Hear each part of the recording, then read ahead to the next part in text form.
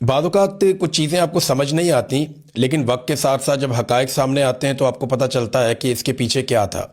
Donald Trump जिस तरीके से पाकिस्तान के फील्ड मार्शल आसिम मुनीर और शहबाज शरीफ की तारीफ़ कर रहे हैं, ये ना तो डोनाल्ड ट्रंप की अपनी शख्सियत का हिस्सा है, ना अमरीकी सदूर कभी ऐसा करते रहे हैं। ये ऐसा क्यों कर रहे हैं, ये वक्त आने पे आपको पता चलेगा। पाकिस्तान जैसे ममालिक और इन जैसे हुक्मरान या डिक्टेटर्स हमेशा अमेरिका के लिए टिश्यू पेपर की तरह इस्तेमाल होते रहे। अमेरिका ने इन्हें इस्तेमाल किया और जब वो इस्तेमाल कर रहे थे तब उन्हें अपनी आंख का तारा बनाया, लेकिन उसके बाद फिर हमने देखा कि इन लोगों का अंजाम कैसा हुआ। माजी में बहुत सारी ऐसी मिसालें हैं। अब आप ये बात अपने ध्यान में रखें कि डोनाल्ड ट्रंप की तारीफ बढ़ती चली जा रही। डोनाल्ड ट्रंप को पाकिस्तान से ऐसा क्या चाहिए? और शहबाज शरीफ साहब जो हैं वो तो आपको पता है शू शाइन बॉय का उनको आलमी सतह पे खिताब मिला हुआ है। अब जिस तरह डोनाल्ड ट्रंप ने कंधे से पकड़ के आपके वजीर आजम को अपनी तरफ थोड़ा सा खींचा, ऐसे अपने करीब लगाया अपने साथ, वो बहुत अजीब था। यानी ऐसे जैसे किसी छोटे को नहीं बुलाता कोई, आप चले जाए ना मोटरसाइकिलों वाली या किसी गैराज में ऐसी दुकान पे, तो जैसे वो मालिक अपने छोटे को नहीं बुलाता, ऐसे वो शहबाज शरीफ को ट्रीट कर रहा था। और शहबाज शरीफ उसमें जो है उछल उछल के अपना कॉन्फिडेंस शो कर रहे थे। मुझे हैरत होती है, कोई डेकोरम होता है, कोई इज्जत होती है। एक एटमी मुल्क का वजीर आजम है और जिस तरह डोनाल्ड ट्रंप उन्हें ट्रीट कर रहा है तो शहबाज शरीफ उसमें खुश हो रहे हैं, उनके लोग भी खुश हो रहे हैं कि जनाब कमाल हो गया। पहले आप ये देख लें डोनाल्ड ट्रंप ने तारीफ की क्या है, और अल्लाह खैर करे, मुझे लगता है कोई बड़ा काम इन्होंने पाकिस्तान से लेना है या कोई कार्रवाई इन्होंने बड़ी डालनी है, क्योंकि नॉर्मली ऐसे अमेरिकन करते नहीं है, उनका तरीक़ाकार नहीं है ये। तो अता तारड़ ने इस पे ऊपर लिखा और वो बताया, वैसे सारे ही लिख रहे हैं, यही रिपोर्ट हुआ हर जगह पे। अब अता तारड़ का मैंने जिक्र क्यों किया आगे जाके आपको बताता हूँ। वज़ीर आज़म शहबाज शरीफ को बहुत पसंद करता हूँ। फील्ड मार्शल सैयद आसिम मुनीर बहुत आला सलार और बहुत ज़बरदस्त फाइटर है। अच्छा, सैयद उसने नहीं कहा था, ये अता तारड़ ने अपने से डाला है और गलती होगी, हाफिज भी साथ डालना चाहिए था। पाकिस्तान और भारत की जंग में बहुत शिद्दत इख्तियार कर रही थी, हमने अपना किरदार अदा करते हुए इस जंग को रुकवाया। जंग के दौरान 11 तैयारे गिराए गए। अच्छा, ना सिर्फ 11 तैयारे गिराए गए बल्कि उन्होंने कहा जी बड़े कीमती तैयारे गिराए गए। अब तैयारे 11 हो गए। ये 6 से सिलसिला शुरू हुआ, 7, 8, 9, 10, अब 11 हो गए। डोनाल्ड ट्रंप को या अमेरिका को पाकिस्तान से कोई ऐसा काम पड़ गया है जो काम निकालने के लिए अब वो खुशामद भी कर रहे हैं। देखिए क्या काम हो सकता है। एक तो देखें गजा के हवाले से उन्होंने पाकिस्तान को इस्तेमाल किया और तमाम मुस्लिम ममालिक को उन्होंने आगे लगाया। अभी उन्होंने $7 अरब बोर्ड ऑफ पीस की मीटिंग में इकट्ठे किए हैं। इसमें कतर ने $1 अरब दिया, सऊदी अरब ने पैसे दिए, अरब ममालिक ने ज़्यादातर पैसे दिए हैं, जबकि कुछ ममालिक जो है वो इसके अंदर फौज दे रहे हैं। जिन ममालिक ने अभी तक फौज भेजने का बाकायदा ऐलान कर दिया उनमें इंडोनेशिया, मराकश, कजाकिस्तान, कोसोवो और अल्बानिया, ये ममालिक हैं जिनका ऐलान कर दिया गया कि 5 मुल्क अपनी फौज भिजवा रहे हैं। इसके बाद और ममालिक भी अपनी फौज भेजेंगे। पाकिस्तान अपनी फौज भेजना चाहता है, लेकिन पाकिस्तान ये चाहता है कि पाकिस्तानी फौज की या किसी फौजी की कोई मुठभेड़ ना हो वहाँ फ़लस्तीनियों के साथ या हमास के साथ। लेकिन ऐसा मुमकिन कैसे है? देखें डोनाल्ड ट्रंप का जो नुक्ता नज़र है इस सारी फोर्स को वहाँ पहुँचाने के पीछे, वो तो हमास को गैर मुसल्लह करना है और हमास का खात्मा करना है।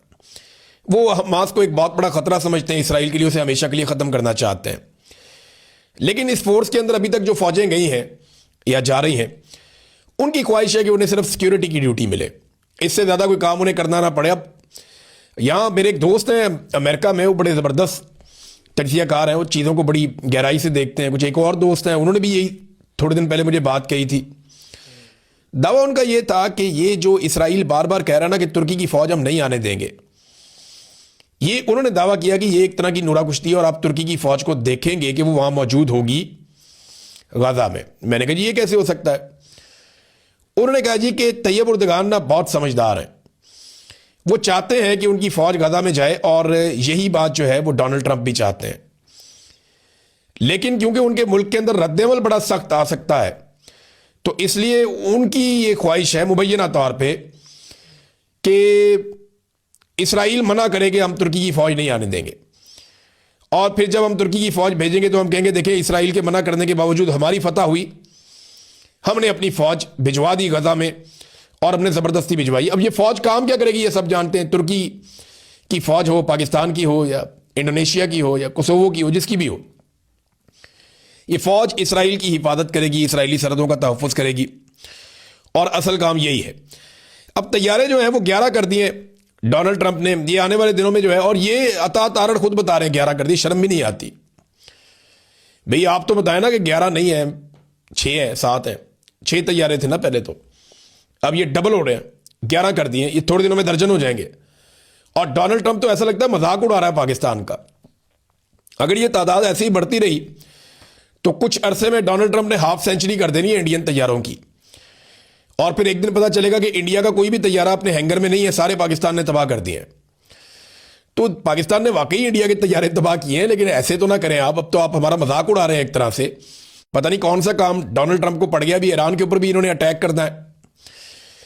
जो धमकियां आ रही हैं और जो सिचुएशन रिपोर्ट हो रही है, कुछ यूरोपीय ममालिक ने अपने शहरियों को खबरदार किया है। 1-2 ममालिक ने कहा अपने शहरियों को कि निकल जाओ वहां से फौरन ईरान से, कि अमेरिका एक बड़ा अटैक कर सकता है, और ये बात रिपोर्ट हो रही है। ईरान ने और रशिया ने यह कहा है कि अगर यह अटैक किया गया अमेरिका की जानिब से ईरान के ऊपर, तो इसके संगीन नताइज होंगे और वापस जवाब दिया जाएगा। ये ईरान कह रहा है जवाब देंगे, रूस कह रहा है कि इसके संगीन नताइज होंगे। अब इनके पास क्या इंफॉर्मेशन है या कौन से हथियार है, ये पता चलेगा अगर लड़ाई होगी तो। लेकिन अमेरिका चाहे ईरान के साथ लड़ाई करे, चाहे उसके चीन के खिलाफ मफादात हों, चाहे उसे खित्ते के अंदर मादनियात के मामला देखने, कुछ भी करना हो, अमेरिका को पाकिस्तान की जरूरत इस रीजन में कुछ हद तक पड़ेगी, अगर तो वाकई वो इन पंगों के अंदर आना चाहता है। और पाकिस्तानी फौज अगर चली जाती है वहां पे गाजा में, तो काफी हद तक अमेरिका अपना काम निकलवा सकता है। अब देखना यह है कि पाकिस्तान किस हद तक जाता है और कहां तक जाता है। शहबाज शरीफ ने भी तारीफों के पुल बांध दिए। एक तो मैं आपको यह बताऊं कि शहबाज शरीफ ने अपनी पूरी तकरीर में इसराइल की मजम्मत नहीं की। इसराइल लगातार जंगबंदी की खिलाफ वर्जी कर रहा है। शहबाज शरीफ ने कहा जी कि जंगबंदी की खिलाफ वर्जी नहीं होनी चाहिए। यह नहीं बताया कि किसकी तरफ से हो रही है, जुल्म कौन कर रहा है। कुछ और ममालिक हैं जिन्होंने यह बात बोली कि इसराइल सीज फायर की खिलाफ वर्जी कर रहा है और ज्यादती कर रहा है, फलस्तीनियों का कत्लेआम कर रहा है। पाकिस्तानी वजीर आजम ने यह बात नहीं की, क्योंकि उन्हें तकरीर एस्टेब्लिशमेंट ने लिख कर दी थी, तो उन्होंने कहा जी इसराइल को आपने नाराज नहीं करना, ऐसा लगता है। तो शहबाज शरीफ साहब ने अपनी तकरीर में डोनाल्ड ट्रंप की तारीफें की तकरीबन 70-80% टाइम में, और थोड़ी सी बात उन्होंने ये की कि जी फलस्तीन के अंदर अमन आना चाहिए, गजा के अंदर अमन आना चाहिए, और जो सीज फायर वॉयलेशन है वो नहीं होनी चाहिए। अब जब आप कहते हैं ना सीज फायर वॉयलेशन नहीं होनी चाहिए, तो ऐसा लगता है जैसे दोनों तरफ से हो रही हैं।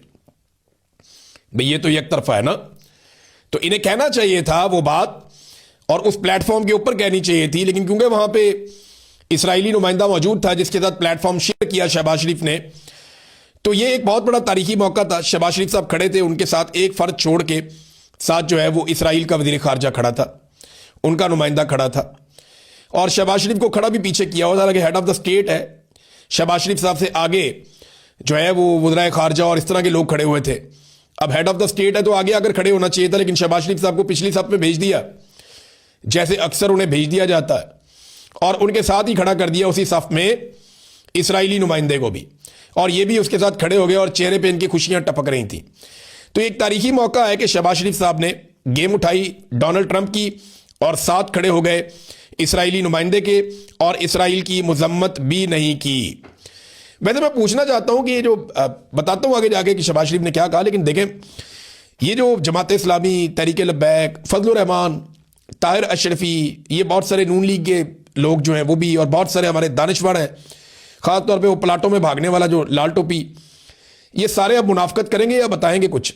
देखिए ना, इमरान खान को तो ये सारे कहते रहे हैं अक्सर औकात कि वो यहूदियों का एजेंट है, जो कि बहुत गलत है, काबिल मजम्मत है, ऐसा किसी को नहीं कहना चाहिए।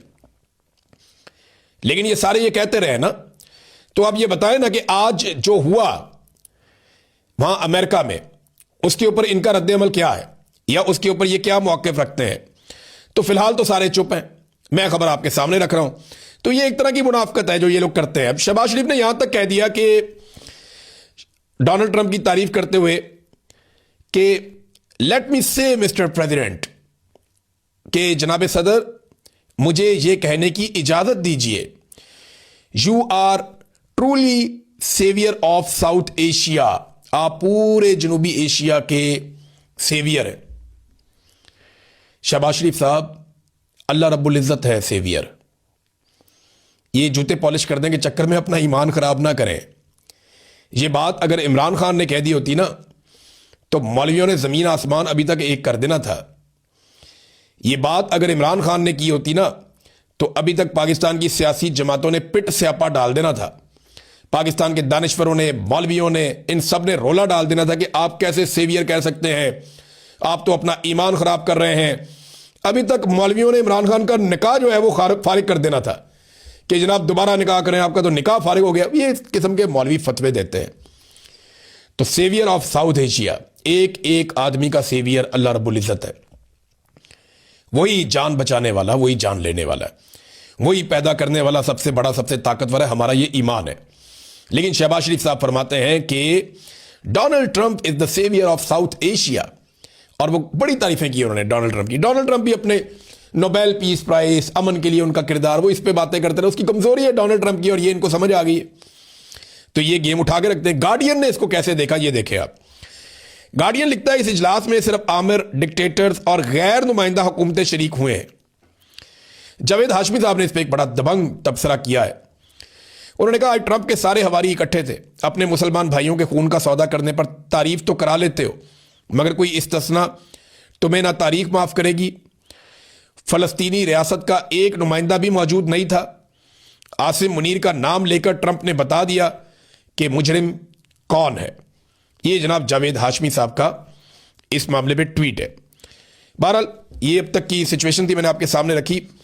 अब नाज़रीन आ जाए कि एक्चुअली ये पाकिस्तान तहरीक इंसाफ के साथ हुआ क्या जब इमरान खान साहब की आंख का मामला बना। अब जो चीज़ मैं आपके सामने रखने वाला हूं ना, ये मैंने अपने सोर्सेज से इकट्ठी की है, और ये वो सारी इंफॉर्मेशन है जो गुज़िश्ता चंद दिनों में हुआ, और आपको सारी कहानी समझ आ जाएगी कि हुआ क्या था। जिस वक्त इमरान खान साहब की आंख की बीमारी का मामला बाहर आया, सलमान सफदर साहब रिपोर्ट लेकर आए, और रिपोर्ट इसलिए बनवानी पड़ी क्योंकि अक़वाम मुत्तहिदा का वफद सुप्रीम कोर्ट ऑफ पाकिस्तान में आया था। वो रिपोर्ट जब मंजर आम पे आई तो हुकूमत घबरा गई थी। हुकूमत को लगा कि बड़ा सख्त रद्द-ए-अमल आने वाला है। मोहसिन नकवी के जरिए पाकिस्तान तहरीक इंसाफ के कुछ बंदों से राब्ते शुरू हुए। मैं जानता हूं कौन बंदे हैं, मैं नाम नहीं लूंगा वरना उनकी मंजी ठुक जाएगी। हालांकि उनका कसूर कोई नहीं है, वो तो बेचारे पैगाम रसां थे। और उन बंदों ने, जो पाकिस्तान तहरीक इंसाफ की लीडरशिप है, उन्होंने इमरान खान साहब की फैमिली से राब्ता शुरू किया, क्योंकि बीमारी का मामला है तो फैमिली की प्रायोरिटी ज्यादा बढ़ जाती है। तो यकीन दहानी करवाई गई मोहसिन नकवी की जानिब से कि हम ये भी करेंगे, ये भी करेंगे, ये भी करेंगे। लेकिन अपना दबाव बरकरार रखने के लिए पाकिस्तान तहरीक इंसाफ ने इस्लामाबाद के रेड जोन में मम्मी डैडी किस्म के धरने दे दिए, और उसके ऊपर भी हुकूमत ने अपना चेक रख दिया कि दरवाजों के अंदर बंद करो, इन्हें बाहर नहीं निकलने देना, प्रॉपर इनको घूमने फिरने नहीं देना हमने।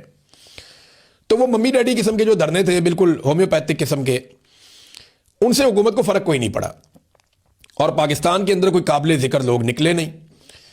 यानी जिस तरीके से लोगों को लीडरशिप ने निकालना था, लीडरशिप तो सारी गायब हो गई, और बाकी पहुंच गई इस्लामाबाद के रेड जोन में, और उन्होंने अपने आप को 3 इमारतों के अंदर बंद कर लिया।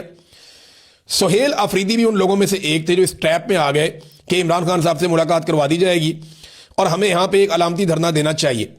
और सच्ची बात यह है कि इनके पास ग्राउंड के ऊपर कोई तैयारी नहीं थी कि बड़ी तहरीक एकदम चला सकते या लाखों लोगों को एकदम इकट्ठा कर सकते। इनकी ग्राउंड के ऊपर तैयारी नहीं थी। जो बात मैं आपको 1-1.5 महीने से बता रहा था कि जनाब ये मोमेंटम बना रहे हैं, विजुअल्स बन रहे हैं, लेकिन ग्राउंड पे तैयारी नहीं है। अब हुकूमत ने जब ये देखा ना कि दम खम नहीं है इनके अंदर, तो हुकूमत की नीयत बदल गई। फिर हुकूमत ने जो वादे किए थे वो उनसे मुकर गए, और बड़े आराम से हुकूमत ने छोटे छोटे बहाने बना के इनको फारिग कर दिया, और पाकिस्तान तहरीक इंसाफ के पास कुछ भी बाकी नहीं बचा।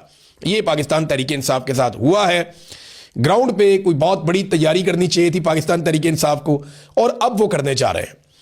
देखिए, इमरान खान साहब की रिहाई के लिए जो अमन फोर्स है, यानी इसका नाम अब मैं आपको बता देता हूं, इमरान खान रिहाई फोर्स इसका नाम बताया था सुहेल अफरीदी साहब ने। मेरी कासिम सूरी साहब से बात हुई तो उन्होंने कहा जी इसके ऊपर जो एतराज किया जा रहा है ना कि मुसल्ला विंग है, तो उन्होंने कहा जी हम मुसल्ला पार्टी है ही नहीं, हमने कभी गोली नहीं चलाई, हमने कभी किसी को कत्ल नहीं किया, बल्कि हमारे ऊपर जो कत्ल डाले गए बाद में पता चला कि वो तो किसी और ने किए। यानी वो जो 4 रेंजर्स वाले शहीद हो गए थे वो किसी और ने गाड़ी से शहीद किए थे। तो हम तो एक पुरअमन पॉलिटिकल पार्टी हैं, तो हम इसके अंदर एक लफ्ज अमन शामिल कर देंगे। कासिम सूरी साहब ने मुझे बताया, वो आजकल अपने चैनल पे भी ये चीजें बता रहे हैं, और मेरी आपसे गुजारिश है उनके चैनल को फॉलो करें, उनके चैनल को देखें। मैं देख रहा हूं पिछली चंद वीडियो से थोड़ा सा हो सकता है फायरवॉल सारे उन पे लगा दिए हो गवर्नमेंट ने, या उनके ऊपर भी फायरवॉल की जद आ गई हो, क्योंकि एकदम लाखों में गई उनकी वीडियोस और फिर एकदम नीचे चली गई। तो आप सबसे गुजारिश है कि कासिम सूरी साहब की वीडियोस भी देखें ताकि उन्हें भी सपोर्ट मिले और उनके ज़रिए से पाकिस्तान में जमहूरियत को सपोर्ट मिले। तो अभी जनाब ये इमरान खान रिहाई अमन फोर्स इसका नाम रखा जाएगा, इकराफ, IKRAF, इकराफ, इमरान खान रिहाई अमन फोर्स। और ये बहुत बड़ी तैयारी करने जा रहे हैं मेरी इतला के मुताबिक। इस वक्त पाकिस्तान तरीके इंसाफ में इस आइडिया को लेकर कुछ जगहों पे बेचैनी है। कुछ लोगों को लगता है कि हमारा हक ना मारा जाए, कुछ लोगों को लगता है कि ये तो हमसे बड़ी चीज बनने जा रही है, कुछ लोगों को लगता है कि ये तो एक बहुत बड़ा तसादुम शुरू हो जाएगा, कुछ लोगों के ऊपर एजेंसियों का दबाव है कि ये काम आपने होने नहीं देना। तो हर एक के अपने अपने तहफुजात हैं, लेकिन बहुत सारे लोग इसके साथ खड़े हैं, इस कॉज के साथ कि ठीक है बनाओ एक बहुत बड़ी फोर्स नौजवानों की और ये घी सीधी उंगली से नहीं निकलेगा। और यही वो स्ट्रीट मूवमेंट है जिसके बारे में इमरान खान साहब ने कहा था। अब ये होगा क्या, देखें, इसके अंदर यूथ विंग भी होगी, इसके अंदर खवातीन विंग भी होगी, लॉयर विंग भी होगी, स्टूडेंट विंग इसके अंदर होगा, आम नौजवान, ताजर विंग, उलमा विंग, यानी बहुत सारी पाकिस्तान तरीके इंसाफ या अपोजिशन के जितने लोग हैं जो अलग अलग तरह से हैं या अवाम के अलग अलग तरह के जो पूरे एक पोर्शन हैं वो सारे इसके अंदर शामिल हो जाएंगे। तो ये इनका टारगेट बहुत बड़ा है, बहुत बड़ा टारगेट है, मैं अभी बता नहीं रहा, वो खुद ही अनाउंस करेंगे। एक बड़ा टारगेट उन्होंने रखा है कि इतने नौजवान हमने खैबर पख्तूनख्वा से इकट्ठे करने और फिर पंजाब से इतने, फिर बलूचिस्तान और सिंध का, आज़ाद कश्मीर का, गिलगित बल्तिस्तान का, हर जगह का उनका अपना एक टारगेट है कि बड़ी तादाद में लोगों को इकट्ठा किया जाएगा। फिर ये लोग क्या करेंगे उसका भी पूरा मंसूबा है। तो ये बड़ा काम होने जा रहा है आने वाले दिनों में। देखिए, मैं मायूस कभी नहीं होता और मैंने आपको कहा कि मैं आपको मायूस होने नहीं दूंगा। अब लड़ाई लड़नी जो है इसमें कभी आप नीचे गिरेंगे, कभी आप उठेंगे, कभी आपको चोट लगेगी, कभी आप चोट पहुंचाएंगे, कभी आप पीछे हटेंगे, कभी आप आगे बढ़ेंगे, कभी आपको शिकस्त होगी, कभी आप शिकस्त देंगे। लड़ाई तो लंबी चलेगी। इमरान खान साहब बाहर आ जाएंगे ना, ये लड़ाई फिर भी चलेगी और ये चलती रहेगी। इस लड़ाई में पाकिस्तानियों को एक दिन जीतना है और एक दिन पाकिस्तानी जीत जाएंगे इंशाल्लाह। तो ये एक बहुत बड़ा फैसला है और इस पर मेरी इत्तला के मुताबिक एस्टेब्लिशमेंट ने फौरी तौर पे इंफॉर्मेशन गैदरिंग शुरू की है कि ये आइडिया क्या है, इसके अंदर क्या होगा, कौन लोग इसको लेकर आ रहे हैं और उनको रोकना कैसे है। तो सुहेल अफरीदी के खिलाफ बहुत सारी साजिशें आने वाले दिनों में आप देखेंगे, बहुत सारी चीजें आप देखेंगे, बहुत सारे लोग लॉन्च होंगे, बहुत सारी स्टोरीज लॉन्च होंगी, लेकिन साथ साथ वो काउंटर भी होंगी। तो नाज़रीन, ये मैंने आपको बता दिया। अब एक खबर अलीना शिगरी साहिबा ने दी है। देखें, वो जहाज वाला जो मामला, मुझे लगता है कि अज़मा बुखारी साहिबा जो है ना, इंफॉर्मेशन मिनिस्टर, वो अपोजिशन की तरफ से खेल रही हैं। जितनी शर्मिंदगी उन्होंने पंजाब हुकूमत की करवाई है ना, उतनी शर्मिंदगी पंजाब हुकूमत खुद कभी भी हासिल नहीं कर सकती थी। यानी उन्होंने बहुत सारी ऐसी हरकतें की हैं जिससे पंजाब हुकूमत को लगातार शर्मिंदगी हो रही है और उनका एक के बाद एक झूठ पकड़ा जा रहा है। मेरे ख्याल में पंजाब हुकूमत जितनी जल्दी उनसे जान छुड़वा ले उतना बेहतर होगा पंजाब हुकूमत के लिए। बहुत सारे और लोग हैं वो अच्छा काम कर सकते हैं इंफॉर्मेशन मिनिस्टर के तौर पे। अब अलीना शिगरी साहिबा ने ये जहाज वाला जो इन्होंने एक ब्लंडर किया, उस पर उन्होंने खबर दी है, मैं आपके सामने रखता हूं। उन्होंने कहा जी, मरियम नवाज अपने दौरों के लिए पाकिस्तान एयरफोर्स का जहाज इस्तेमाल करती रही है जो टैक्स दहिंदगान के पैसे से चलता है। इस जहाज के अंदर मौजूद सीट कवर्स, उनका रंग मरियम नवाज को पसंद नहीं आया था। फिर बताया जा रहा है कि जहाज की सीटों के कवर तब्दील करने पर तकरीबन 1.5 करोड़ रुपया खर्च किया गया कि मरियम नवाज साहबा को एयरफोर्स के जहाज के अंदर सीटों का रंग पसंद नहीं है, लिहाजा सीटों का रंग तब्दील कर दिया जाए। 1.5 करोड़ इन्होंने खर्च कर दिया उस काम पे। यानी मरियम नवाज की ख्वाहिश थी कि जब वो सफर करें तो जहाज की सीट कवर उनके पसंदीदा स्टाइलिश रंग में हो और इस ख्वाहिश पर अमल दरामद भी किया गया, वो भी आम आवाम के टैक्स के पैसे से। और पाकिस्तानी भूखे मर रहे हैं। ये जनाब जितने की एयरलाइन बेची है उससे महंगा इन्होंने अपने लिए एक लग्जरी तरीन तैयारा ले लिया है। अमीर तरीन हुक्मरान ऐसे तैयार नहीं रखते जैसे हुकूमत पंजाब ने अपने लिए तैयारा ले लिया है। ये अवाम से प्यार करेंगे, ये अवाम के लिए काम करेंगे, सवाल ही पैदा नहीं होता। ये अपनी ज़ात अपने ख़ानदान से बाहर देख ही नहीं सकते। अब तक लेते हैं, अपना ख्याल रखिएगा, अपने चैनल का भी। अल्लाह हाफ़िज़।